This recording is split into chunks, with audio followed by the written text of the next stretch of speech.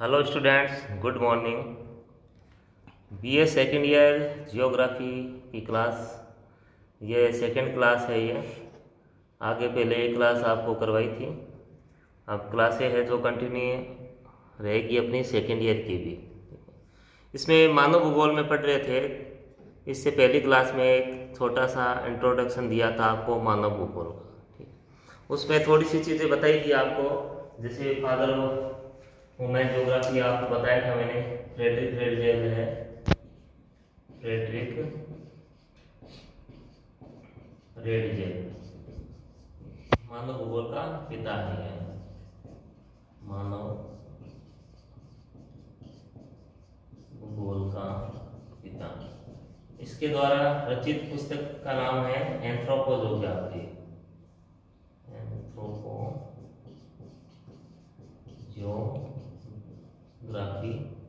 या मानव भूगोल।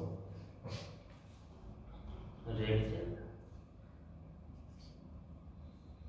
ये इसके द्वारा रचित पुस्तक है, ठीक है। देखो, सबसे पहले जो शुरुआती दौर था भूगोल का, उसमें देखो सबसे पहले जो अध्ययन किया जाता था केवल भौतिक भूगोल का ही अध्ययन किया जाता था। भौतिक भूगोल के अध्ययन के बाद धीरे धीरे जो भूगोल के जो विद्वान थे उन्होंने सोचा जो भौतिक वातावरण है इसमें मनुष्य को भी शामिल करना चाहिए, क्योंकि जो भौतिक वातावरण है या जो प्रकृति से संबंधित जो भी संसाधन है उनका जो दोहन करता है वो मानव ही करता है अपने उपयोग के लिए। इसलिए उन्होंने मानव को केंद्र में रखकर फिर भूगोल पढ़ना शुरू किया था और पढ़ाना भी शुरू किया था।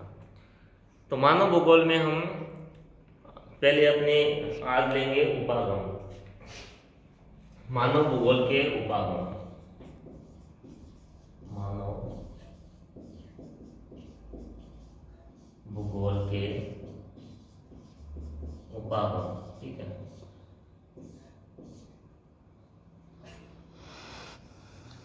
Approach of human geography. इसके देखो 5 उपागम दे रखे हैं। इसके उपागम यानी दृष्टिकोण, मानव भूगोल को किस तरह से कैसे क्या देखना है वो इसमें दे रखा है। पहला दे रखा है स्थानिक उपागम, पहला है इसमें ऐतिहासिक है, ऐतिहासिक उपागम पहला है ऐतिहासिक उपागम। दूसरा है उपागम इसमें स्थानिक विश्लेषण, स्थानिक विश्लेषण उपागम। फिर थर्ड है देखो इसमें पारिस्थितिकी उपागम,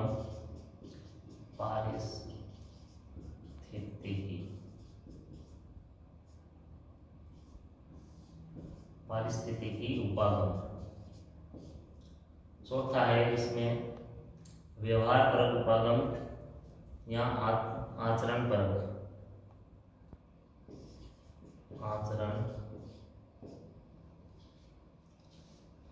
आचार परक उपागम। तो 5वां और अंतिम है इसमें कल्याणकारी उपागम, कल्याण परक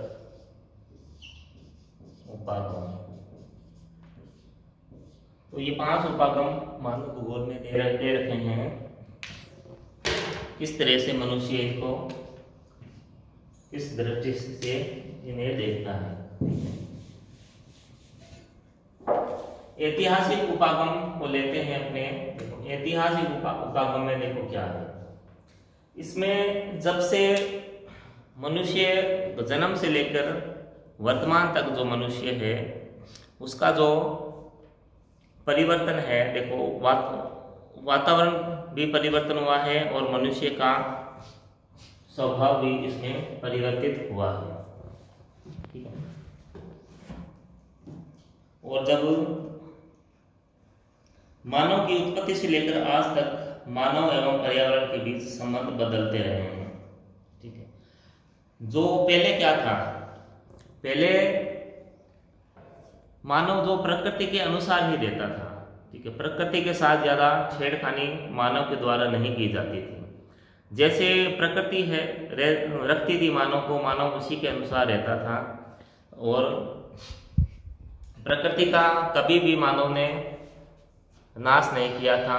लेकिन धीरे धीरे मानव ने क्या किया, तकनीकी आधार पर, मतलब तकनीक का विकास किया मानव ने जब तकनीक का विकास होने लगा तो वो प्रकृति के साथ भी छेड़छाड़ होने लगी। तो प्रकृति क्या है, इससे प्रकृति का जो संतुलन है वो बिगड़ता गया, जिसका परिणाम आप सभी को पता ही है। एक जो औद्योगिक क्रांति के बाद मानव तकनीकी मानव बन गया। औद्योगिक क्रांति, जो औद्योगिक क्रांति हुई थी उसने संपूर्ण मानव जाति को बदल दिया था। औद्योगिक क्रांति इंग्लैंड से प्रारंभ हुई थी। औद्योगिक क्रांति के बाद जो संपूर्ण कार्य है मानव मशीनों द्वारा करने लग गया था। वहां से क्या हुआ, कारखाने स्थापित होने लगे, फैक्ट्रियां स्थापित होने लगी और उन जो फैक्ट्रियों में काम होता था, कारखानों में जो काम होता था वो मशीनों के द्वारा होता था। उसके बाद से लेकर अभी तक जो सारा काम है वो मशीनों के द्वारा ही हुआ है। अब तो जो मशीनें आ गई हैं, मानव का जो प्रतिरूप है रोबोट, मानव जैसा ही लगभग वो बनाया जाता है। बहुत सारे जो काम हैं अब मशीनों से ही होने लगे, रोबोट भी आ गए हैं। तो ये मानव का ऐतिहासिक उपागम है, मानव के जन्म से लेकर अभी वर्तमान में जो चीजें है। उसके बाद देखो स्थानिक विश्लेषण उपागम है। अब इसमें क्या है, इसमें उन पक्षों का अध्ययन करते हैं जिसके कारण मानवीय जीवन शैली में स्थानिक भिन्नता मिलती है। स्थानिक भिन्नता यानी लोकल डिफरेंस। जो मानव है देखो, अलग अलग क्षेत्रों में मानव के जो क्रियाकलाप है वो सारे अलग अलग है। किसी क्षेत्र में मानव के क्रियाकलाप कुछ है और कहीं पर कुछ है। अब जैसे कहीं पर मानव स्थानांतरित कृषि करता है तो कहीं पे मानव बागाती कृषि करता है या गहन कृषि करता है। तो ये अलग अलग क्षेत्रों में मानव के अलग अलग कार्य हैं। उसके अलावा इसमें जो सांस्कृतिक तत्व है, देखो सांस्कृतिक तत्व में जनसंख्या, ग्राम, ग्रह और नगर ये शामिल किए जाते हैं। और तत्व समूह में कृषि, व्यापार और यातायात के स्थानिक या क्षेत्रीय वितरण की व्याख्या को महत्व दिया जाता है। इस क्षेत्र को उपागम को क्षेत्रीय उपागम भी कहते हैं। इसे अन्य नाम है क्षेत्रीय उपागम। क्षेत्रीय उपागम यानी एक क्षेत्र विशेष का अध्ययन इसके द्वारा किया जाता है। जो अलग अलग क्षेत्र में मानव के जो कार्य है, उनके जो सांस्कृतिक महत्व और तत्व है मानव के, उनका अध्ययन इसमें किया जाता है। उसके बाद तीसरा है पारिस्थितिकी उपागम। देखो पारिस्थितिकी उपागम है वो भूगोलविद थे बेरोथ, उन्होंने ये दिया था 1922 में। 1922 में दिया था बेरोथ ने पारिस्थितिकी उपागम, इकोलॉजी अप्रोच। ये उपागम इन्होंने दिया था अमेरिका में, अमेरिका के लिए ये अमेरिका में दिया था। अपने अध्यक्षीय भाषण में इन्होंने इस पे प्रकाश डाला था। अब पारिस्थितिक उपागम का देखो क्या अर्थ हो गया। इसका अर्थ ये हुआ जो मानव किस तरह की परिस्थिति में रहता है। अब देखो भूमध्य रेखीय क्षेत्र, वहां जो मानव रहता है वो अपने वातावरण के साथ किस तरह से समायोजन करता है। जो भूमध्य सागरीय क्षेत्र है वहाँ एक तो टेम्परेचर बहुत अधिक होता है, दूसरा बहुत अधिक वहाँ बरसात होती है। तो बहुत गर्मी और उमस भरे माहौल में वहाँ मानव किस तरह से रहता है। इसमें क्या है, वहाँ अब जो रहने वाले जो मानव हैं उनका परिस्थिति के साथ उसने समायोजन कर लिया है। जिस तरीके से जैसे कालाहारी मरुस्थल में बुशमैन रहते हैं, जहाँ भयंकर गर्मी पड़ती है और बरसात बिल्कुल नहीं होती है। ऐसी परिस्थिति में भी मानव ने समायोजन किया है प्रकृति के साथ। फिर उसके बाद जैसे एस्किमो जनजाति है, टुंड्रा प्रदेशों में रहती है, जहाँ बहुत अधिक शीत रहती है। 6 महीने का दिन होती है, 6 महीने की रातें होती है। यानी ऐसे क्षेत्र में मानव ने किस तरह से पारिस्थिति के साथ समायोजन किया है। तो इसमें मनुष्य का प्रकृति के साथ जो समायोजन होता है उसका अध्ययन इसमें किया जाता है। बेरोज ने दिया था, ये महत्वपूर्ण है ये, ठीक है। उसके बाद इसमें है आचार परक उपागम। देखिए आचार परक उपागम में क्या है, देखो सबसे पहले यह दिया था विलियम किर्क ने, एक विद्वान था, भूगोलविद था विलियम किर्क।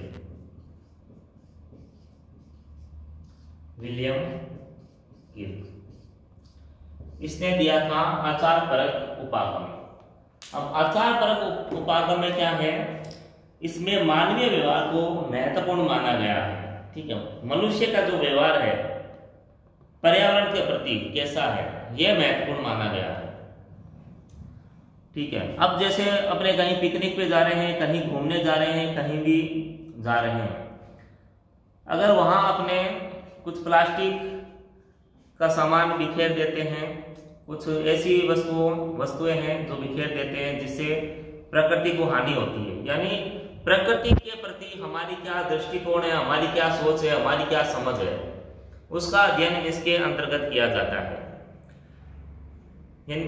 जैसे अगर कोई जंगल है, कोई वन है, तो वहां से मनुष्य क्या करेगा, वहां से लकड़ी प्राप्त करेगा, वहाँ वन्य जीव भी रहते हैं, क्या उनका शिकार करेगा, या फिर पर्यावरण को, पारिस्थिति को ध्यान में रखते हुए वो उस वन का संरक्षण करेगा।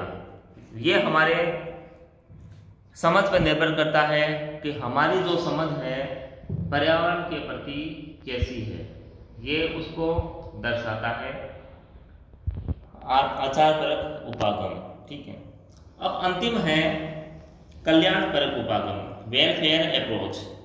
यह दिया था डेविड स्मिथ ने, भूगोलविद था डेविड स्मिथ। कल्याण परक उपागम डेविड स्मिथ द्वारा दिया गया था। अब इसमें देखो क्या है, इसमें मानव कल्याण की भावना को केंद्रीय महत्व प्रदान किया गया है, मानव का कल्याण के लिए। जैसे गरीबी, भूखमरी, बीमारियां, अकाल, युद्ध, चिकित्सा आदि सभी मानवीय समस्याओं का वातावरण के संदर्भ में अध्ययन किया जाता है, जिससे सामाजिक न्याय का लक्ष्य आसानी से हासिल किया जा सके। यानी कल्याण परक उपागम यह मनुष्य के कल्याण से संबंधित है।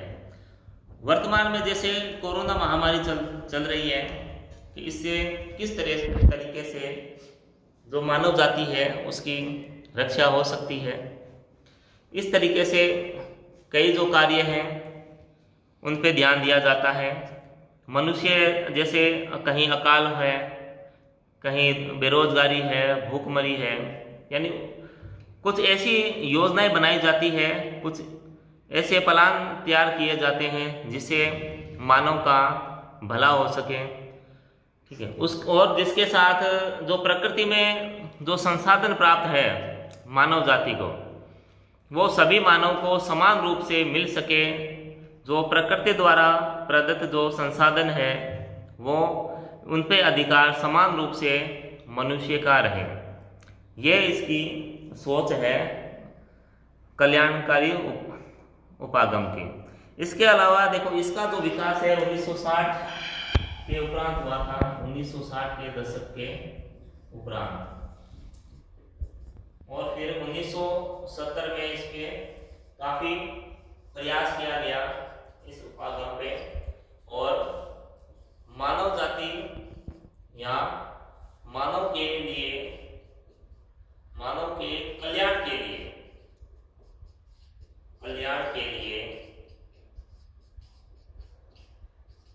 सोचा जाने लगा। पहले तो क्या सोचते थे, केवल भौतिक पर्यावरण, भौतिक भूगोल के मंडल, वायुमंडल, जलमंडल, उन्हीं का ही अध्ययन हो रहा था। लेकिन मनुष्य ने सोचा कि इनका उपयोग तो केवल मानव ही करता है, अपने उत्थान के लिए, अपने प्रकृति के साथ समायोजन के लिए। इस तरीके से ये 5 उपागम हैं मनुष्य के द्वारा। 5 उपागम दिए है, ये मानव भूगोल के 5 उपागम हैं। इसके अलावा अब कल अपने लेंगे मानव भूगोल में द्वैतवाद लेंगे, उसके अलावा अपने निश्चयवाद, संभववाद और नव निश्चयवाद, इनका अध्ययन करेंगे। आपको कुछ क्वेश्चन पूछना हो तो इनबॉक्स में आप पूछ सकते हैं। घर पे रहे, स्वस्थ रहें और पढ़ते जरूर रहें। धन्यवाद।